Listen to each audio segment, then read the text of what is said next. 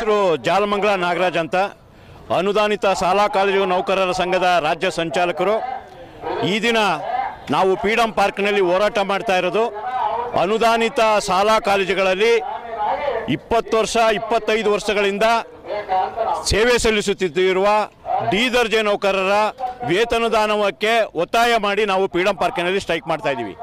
ಈಗಾಗಲೇ ಕರ್ನಾಟಕ ಸರ್ಕಾರ 2014ರಲ್ಲಿ 900ಕ್ಕೂ ಹೆಚ್ಚು 1400ಕ್ಕೂ ಹೆಚ್ಚು ಡಿ ದರ್ಜೆ ನೌಕರ ಅನುದಾನಕ್ಕೆ ಒಳಪಡಿಸಿದೆ. ಅದೇ ಪಟ್ಟಿನಲ್ಲಿ ಬರುವಂಥ, ಅದೇ ಆದೇಶದಲ್ಲಿ ಬರುವಂಥ 400 ಜನ ಕೈಬಿಟ್ಟ ಪ್ರಕರಣಗಳಿವು.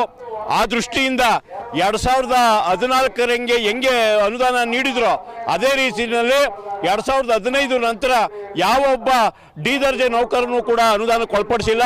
ಅದಕ್ಕೋಸ್ಕರ ಕರ್ನಾಟಕ ಸರ್ಕಾರ ಇತರೆ ಶಿಕ್ಷಕರನ್ನ, ಇತರೆ ನೌಕರರನ್ನ ನೇಮಕಾತಿ ಮಾಡಿಕೊಂಡಂತೆ ಶಾಲೆಯಲ್ಲಿ ಡಿ ದರ್ಜೆ ನೌಕರರನ್ನು ವೇತನವನ್ನು ಒಳಪಡಿಸಬೇಕು ಅಂತ ನಾನು ಒತ್ತಾಯ ಮಾಡ್ತೀನಿ. ಈಗಾಗಲೇ ಕರ್ನಾಟಕ ಸರ್ಕಾರ ಯಾವುದೇ ಶಾಲೆಯಲ್ಲಿ ಮಕ್ಕಳಿಂದ ಯಾವುದೇ ರೀತಿಯ ಒಂದು ಸ್ವಚ್ಛತೆಯನ್ನು, ಬಾತ್ರೂಮನ್ನು, ಟಾಯ್ಲೆಟನ್ನು ತೊಳೆಸಬಾರ್ದು ಅಂತ ಹೇಳ್ತದೆ. ಆದರೆ ಅದೇ ಬಾತ್ರೂಮನ್ನು ತೊಳೆಯುವ, ಅದೇ ಬಿಲ್ಡಿಂಗನ್ನು ಸ್ವಚ್ಛ ಮಾಡುವ ನಮ್ಮ ಡಿ ದರ್ಜೆ ನೌಕರನಿಗೆ ವೇತನದಾನ ಬಿಡುಗಡೆ ಮಾಡಿಲ್ಲ. ಪಾಪ ಮಕ್ಕಳಿಂದನೂ ಕೂಡ ಕೆಲಸ ಮಾಡಿಸಂಗಿಲ್ಲ, ಮೇಸ್ಟ್ರು ಮಾಡಲ್ಲ ಅಂತಂದರೆ ಡಿ ದರ್ಜೆ ನೌಕರ 25 ವರ್ಷದಿಂದ ಕಸ ಗುಡಿಸಿ ಇಲ್ಲಿವರೆಗೂ ಕೂಡ ಶಾಲಾ ಸ್ವಚ್ಛತೆಯನ್ನು, ಬಾತ್ರೂಮನ್ನು ಮತ್ತು ಮಕ್ಕಳಿಗೆ ಬಿಸಿ ಊಟದ ವ್ಯವಸ್ಥೆಯನ್ನು ಮಾಡ್ತಾ ಇರೋ ಡಿ ದರ್ಜೆ ನೌಕರನಿಗೆ ವೇತನದಾನಕ್ಕೆ ಒಳಪಡಿಸಬೇಕು ಅಂತೇಳಿ ಕರ್ನಾಟಕ ಸರ್ಕಾರವನ್ನು ನಾನು ಒತ್ತಾಯ ಮಾಡ್ತಾ ಇದ್ದೀನಿ. ಮನವಿಯನ್ನು ಭಾಳಷ್ಟು ಸಾರಿ ಕೊಟ್ಟಿದ್ದೀವಿ.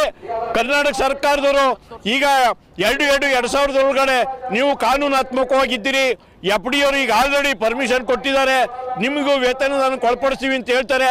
ಆದರೆ ಇಲ್ಲಿವರೆಗೂ ಕೂಡ ವೇತನಕ್ಕೆ ಒಳಪಡಿಸಿಲ್ಲ. 2015 ಈಚೆಗೆ 2023 ಆಯಿತು, ಈಗಾಗಲೇ 7-8 ವರ್ಷಗಳಾಗೋಯ್ತು. ಆದರೆ ಇಲ್ಲಿವರೆಗೂ ಕೂಡ ಬಿಡುಗಡೆ ಮೀಟಿಂಗ್ ಮಾಡಿದ್ದಾರೆ. ನಾವು ಅಧಿಕಾರಿಗಳ ಹತ್ರನೂ ಹೋಗಿದ್ದೀವಿ, FDಗೆ ಹೋಗಿದ್ದೀವಿ, ಇಲಾಖೆ ಕಾರ್ಯದರ್ಶಿ ಮೀಟ್ ಮಾಡಿದ್ದೀವಿ, ಕಮಿಷನರು ಮೀಟ್ ಮಾಡಿದ್ದೀವಿ, DDPI ಮೀಟ್ ಮಾಡಿದ್ದೀವಿ. ನಮ್ಮೆಲ್ಲ ಕಡತಗಳು ಬೆಂಗಳೂರಿನ MS ಬಿಲ್ಡಿಂಗ್ನಲ್ಲವೇ, FDನಲ್ಲಿದೆ. ಸರ್ಕಾರದ ಹಂತದಲ್ಲಿ ಇರುವಂಥ ನೌಕರರು ನಾವು, BO ಆಫೀಸು DDPI ಆಫೀಸಲ್ಲಿ ಇರುವಂಥ ನೌಕರಲ್ಲ. ಈಗಾಗಲೇ ತಪಾಸಣೆ ಒಂದು ಸರ್ಕಾರದ ಹಂತದಲ್ಲಿ ಬಂದು ಸೇರಿರುವಂಥ 400 ಜನ ಡಿ ದರ್ಜೆ ನೌಕರರು. ಅದಕ್ಕೋಸ್ಕರ ನಾವು ಸರ್ಕಾರವನ್ನು ಒತ್ತಾಯ ಮಾಡ್ತೀವಿ, ದಯವಿಟ್ಟು ನೀವು ಈ ಡಿ ದರ್ಜೆ ನೌಕರನ 1400 ಜನ ಹೆಂಗೆ ಪರ್ಮನೆಂಟ್ ಮಾಡಿದ್ರು ಅದರಲ್ಲಿ ಉಳಿಕೆ 1400 ಜನನ ಪರ್ಮನೆಂಟ್ ಮಾಡಬೇಕು ಅಂತ ಸರ್ಕಾರವನ್ನು